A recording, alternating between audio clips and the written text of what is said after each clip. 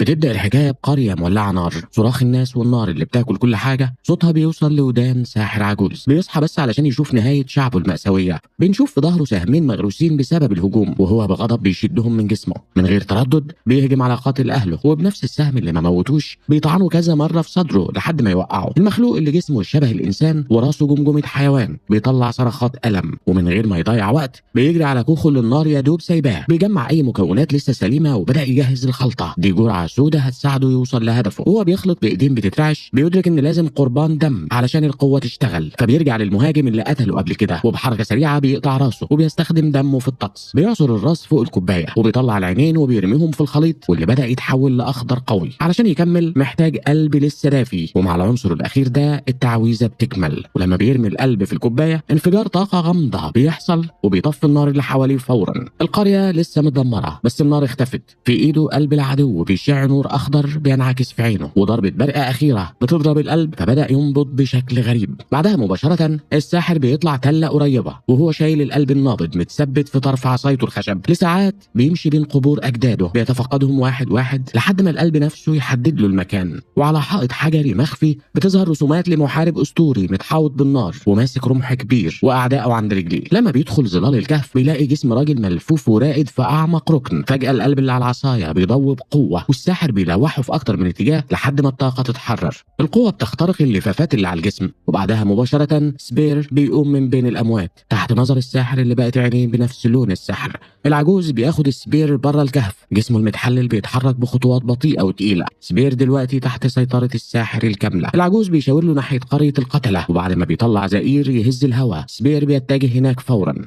وفي قرية المخلوقات كانوا بياكلوا لحم بشر حوالين النار ومش واخدين بالهم بالخطر اللي جاي من الضلمة. ما بيلاحظوش وجود سبير غير بعد فوات الأوان. الجسم الضخم بقى قريب منهم ومستعد يضرب بقوة كبيرة، والمخلوقات بتمسك أسلحتها البدائية وبتتجمع وبتحاول تصده وبتطلع هتافات الحرب. لكن سبير ما عندوش سيطرة على نفسه. وراه الساحر بيستخدم عصايته علشان يديه أوامر مباشرة. في اللحظة دي المعركة بتبدأ رسميا. سبير بيسحق جمجمة أول مخلوق بإيده رغم إنه اتجرح في جنبه بسلاح حاد ما بيظهرش أي ألم. وبعد القتل الأول الباقي بدأوا يموتوا واحد ورا التاني تحت قوته اللي ما بتقفش. واحد من المخلوقات حاول يهرب لكن عينين خضرة منورة عند طرف الغابة شدت انتباهه، نفس لون عينين العملاق. لما القلب النابض نور وش الساحر المخلوق فهم العلاقة فورا. من غير تردد مسك رمحه ورماه بكل قوته على العجوز واخترق صدره ومات في الحل. ومع موت السحر اللي في عينيه بدأ يختفي والسيطرة العقلية ضعفت، والعملاق وقف فجأة وسط الجثث اللي وراه. نفس المخلوق اللي قتل العجوز استغل اللحظة وضربه ضربة قوية في راسه. طرف السلاح قطع جزء من جمجمته وكشف مخه. لما شاف جزء من راسه على الأرض والعملاق ما اتحركش فهم انه مش بيحارب كائن طبيعي، وهو مرعوب قرر يهرب في الغابة وساب سبير واقف مكانه. سبير وقف وسط كل اكل اللحوم الموتى وغرقان في الدم وساكن شوية. بعد كام ثانية لف رقبته وبص على الارض شايف الخراب اللي عمله، وبعدها بص على ايديه القوية اللي باين عليها التحلل. وفجأة دبانة صغيرة وقفت على عينه المفتوحة وهو ما اتحركش. عدم احساسه باي حاجة خلاه يدرك انه ما بقاش جزء من العالم ده، والقطعة اللي من مخه على الارض اكدت انه بقى حاجة تانية. وجسمه المتحلل بدأ يجذب دبان اكتر، وعدم احساسه بالالم اكد انه ما بقاش من عالم الاحياء، بقى نوع من الزومبي التايه. ساعات عدت في صمت وسبير فضل واقف لحد اول اشعه شمس الصبح. بعدها كمل مشي لوحده جوه الغابه بخطوات بطيئه وتقيله، وبعد شويه وصل لبحيره صغيره هاديه فيها حيوانات جايه تشرب. الحيوانات حست بالخطر وجريت قبل ما يطلع من بين الشجر. العملاق مشي خطوه ورا الثانيه لحد ما وصل لحافه الطين، وقف وبص لانعكاسه المشوه في الميه لدقايق بيستوعب شكله الجديد. فجاه تمساح ضخم طلع من الاعماق وعضه عضه قويه. التمساح الكبير غاص وكأنه ماسك الفريسة، لكن في اللحظة دي سبير فتح فكه بقوة وقطع لسانه بضربة واحدة، والدم صبغ المية باللون الأحمر. وبعد شوية سبير طلع من البحيرة وبعدها جثة التمساح طفت على وش المية. في اللحظة دي المطر نزل بغزارة. المطر غسل الدم من جسمه وهو ماشي من غير تعب في أعمق جزء من الغابة. المطر ما وقفش، المية عليت بسرعة والطريق الشجري اتحول لمستنقع خطير. الطيار جرى في كل حاجة، ومن وسط الطين كان في راجل مرهق بيتسحب في المية ومش قادر يقاوم. لما شاف شكل سبير الضخم اتوسل ليه علشان يساعده. صراخه فجر ذكرى مفاجأة في عقل العملاق، وأدرك للحظة إن مش كل ذكرياته ضاعت، في حاجة من حياته السابقة لسه موجودة وهو محتاج الطريقة الصح بس علشان يوصل لها. والصور في عقله كانت مشوشة. لما فاق اندفع بقوة ناحية جذع شجرة واقع قدامه، طلع عليه ومد دراعه الطويل علشان يوصل للراجل اللي بيصارع الطيار، لكن سبير مسكه وسحبه للسطح بسهولة. لما الراجل أخذ نفسه وبص لوش المنقذ المتحلل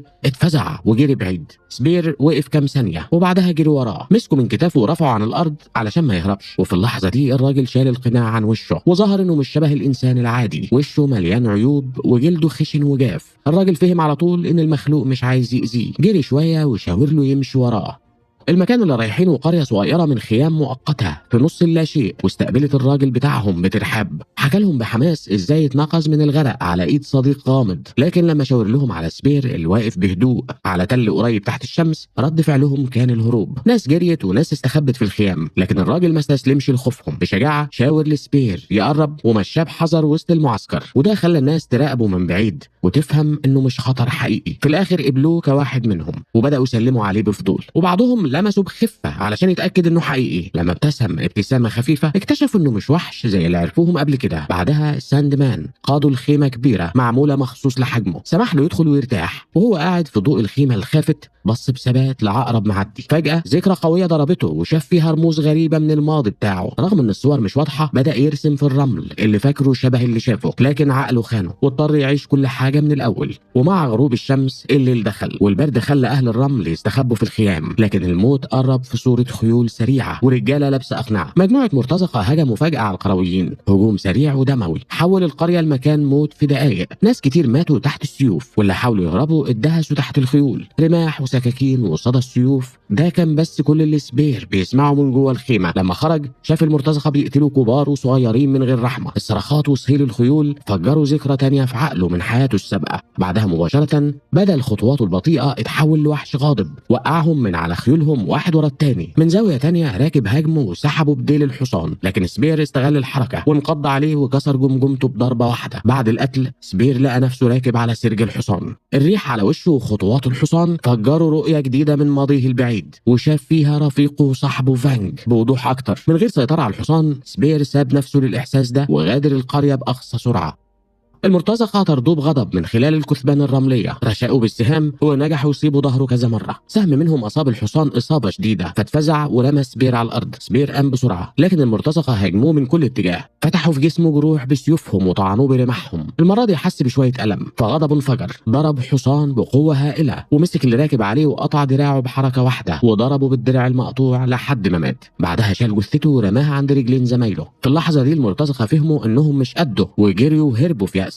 لما الخطر اختفى القرويين اللي نجوا خرجوا من خيامهم. الراجل اللي سبير انقذه من المستنقع جري عليه بفرحه وشكره، شاور له يرجعوا القريه مع بعض. لكن فجاه زئير قوي دخل عقل سبير وشايف رؤيه واضحه لفانج كانه بيقوده وبيشاور له على الاتجاه المعاكس. هنا سبير فهم ان مصيره مش في قريه هاديه وسط الصحراء. بعدها مباشره صرخ للسماء بكل قوته ورجع يجري ناحيه الغابه، وهو عارف ان لسه قدامه طريق طويل يستعيد فيه ماضيه ويكتشف مستقبله. وبنكمل مع فجر جديد. مجموعه حيوانات بتاكل اوراق وندى ساعة الصبحية. من بعيد بنشوف سبير بيقرب ببطء بإصرار ثابت، مش مهتم بأي حاجة حواليه. الزومبي الضخم ده ماشي في اتجاه واحد، ما بيلفش وما بيسرعش وبيعدي في أي حاجة قدامه. سبير بيكمل تقدمه لمسافة كبيرة لحد ما رؤية جديدة من ذكرياته بتطلع في عقله. بيشوف فانج بيتعرض لهجوم وحشي، وده بيصحي ألم قديم جواه. رغم إن الصورة مش واضحة الاتجاه الصح باين. سبير بيغير مساره فورا، وايام وليالي وغروب شمس كتير بيعدوا، مش باين بس في رحلته الطويله غير نظرته الفارغه وخطواته التقيله. قريب بيسيب الغابه وبيدخل عمق الصحراء، ومع دخول الليل بيقف كام ثانيه وبعدها بيطلع زئير خافت غريب. فجاه وحش ضخم على شكل دوده عملاقه بيطلع من الرمل. رغم المواجهه سبير بيفضل ثابت. الدوده بتقرب وبتحط بقها قدام وشه وبتطلع زئير يخوف اي كائن حي، لكن سبير ما عندوش خوف. بيقف يبص لها لحد ما ذكرى جديده بتطلع في عقله، وبيفهم ان دي مش المخلوق اللي بيدور عليه. بيستعد يرجع خطوة، وأول ما بتجيله فرصة بينطلق وبيجري. بعد شوية بيوصل لحافة منحدر. قبل ما الوحش يوصل له بيرمي نفسه في الفراغ، وبيكتشف إن القاع مليان أشواك حادة بتمسك في دراعاته ورجليه وبتثبت جسمه. ومع اقتراب الدودة سبير بيتخبط في فكها الضخم، وفي نفس الوقت الفروع الشوكية بتخترق جلده لحد ما بيخبط في جدار حجري. الدودة بتخترق الجبل بقوة، ولما بتطلع من الجهة التانية سبير بينجح يفلت للحظة. لما بيشوفها ماشية سبير بيستعد يكمل طريقه، لكن فجأة الدودة بتطلع من تحت رجليه وبتمسكه ببقها بقها. سبير بيفتح بقها بايديه لحد ما تسيبه، وبعدها بيعضها وبيقطع جزء من جسمها. الدوده بتصرخ وبتتلف حوالين نفسها، لكن بترجع تضربه بديلها وبيتلف جسمها حواليه بقوه. في اللحظه دي الشمس بتطلع واشعتها بتقع على راس الدوده، فبدات تتحرق فورا. وقبل ما تتعور اكتر الدوده بتدفن نفسها في الاعماق وبتجر سبير معاها، لكنه بينجح يفلت في اللحظه المناسبه. سبير بيطلع من الحفره وهو لسه متاثر بالمعركه، لكنه ما بيوقفش. الرؤى بتتكرر في عقله وبتحدد له الطريق.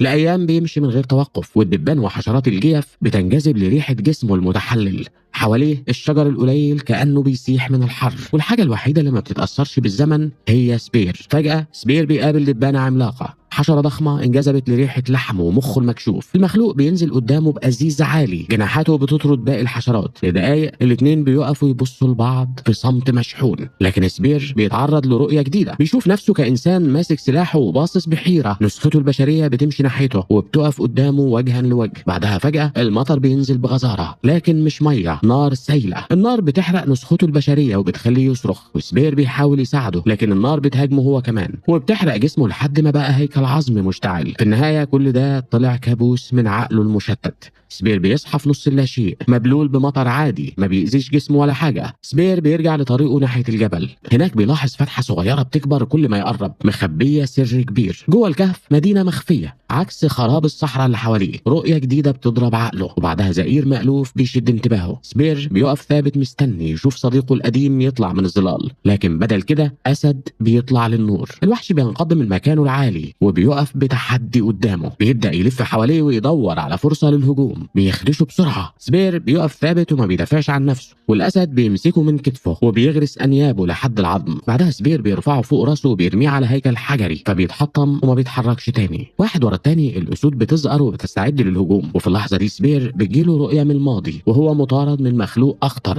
من القطط دي. بعدها فورا بينطلق جري ناحية المخرج بحركات متعرجة وسريعة، لكن لبؤة بتنقض على ظهره. مخالبها بتغوص في عموده الفقري وبتبطئ حركته. بعدها لبؤة تانية بتهبط عليه وبترد رقبته بقوة وبتخليه يقع، والأسود الذكور بيتفرجوا وقت ما الإناث بتهاجمه. سبير بيبقى على بعد لحظات من إنه يتحول لفريسة. قبل ما يستسلم سبير بيدي كل اللي فاضل عنده، شايل 3 لبؤات على ظهره. خطواته بدأت تكسر الأرض لحد ما الهيكل بينهار، والجميع بيسقطوا في هاوية مليانة ظلام ومية متجمدة. سبير بيغوص للقاع. كونه زومبي مش محتاج أكسجين، فبيفضل ثابت تحت المية، لكن الأسود محتاجين يتنفسوا وأجسامهم بتغرق حواليه بعد شوية بدون حياة. بعدين سبير بيكمل طريقه ناحية الضوء الخافت اللي جاي من باب بعيد، وبخطوات ثابتة وتقيلة كالعادة بيطلع من المية وبيمشي في الممرات المعتمة لحد ما يوصل لباب من نور كأنه بيوعده بالخروج. سبير بيطلع من الكهف بعد ثواني متغطي بدم الأسود، وبره قطيع جديد مستني يهاجمه. لكن قبل ما تبدأ المعركة أسد رمادي ضخم بيعلو فوق الكل بإشارة واحدة بيخلي الباقي يتراجعوا ويعلن إن الفريسة لنفسه. سبير بيقف ثابت وهو باصص له، وبعدها بيجري لما الوحش بينقض عليه. ما بينجحش يبعد كتير، والوحش العملاق بيمسكه بين فك وبيهزه وبعدين بيرميه بعيد. سبير بيفضل ثابت على الأرض مستني اللحظة المناسبة، وبحركة سريعة بيضرب عين الوحش اليمين. بيستغل الارتباك وبيحاول يهرب، لكنه بيتكعبل بهيكل عظمي قديم ماسك رمح شبه اللي كان معاه وهو حي. لما بيلمس المعدن ذكريات منسية بتندفع لعقله. فورا بيلف ناحية الأسد وبينقض عليه بالرمح للمواجهة الأخيرة. الوحش بيهجم بكل قوته، وسبير بيعمل نفس الحاجة، وفي اللحظة الحاسمة بينط وبينزل بكل وزنه عليه وبيخترق بقه بالرمح. النصل بيضرب الأرض قبل جسم الأسد التقيل، والرمح بيخترق جسمه بالكامل، وبعدها بينزل بدون حياة والدم بيغطي المكان. الأسود التانيين بيقرروا يتراجعوا ويسيبوا سبير يكمل طريقه. سبير بيسيب القلعة وراه وبيسيب سلاحه هناك وبيمشي ناحية الغروب، وهو بيسترجع أجزاء من ذكرياته في الطريق.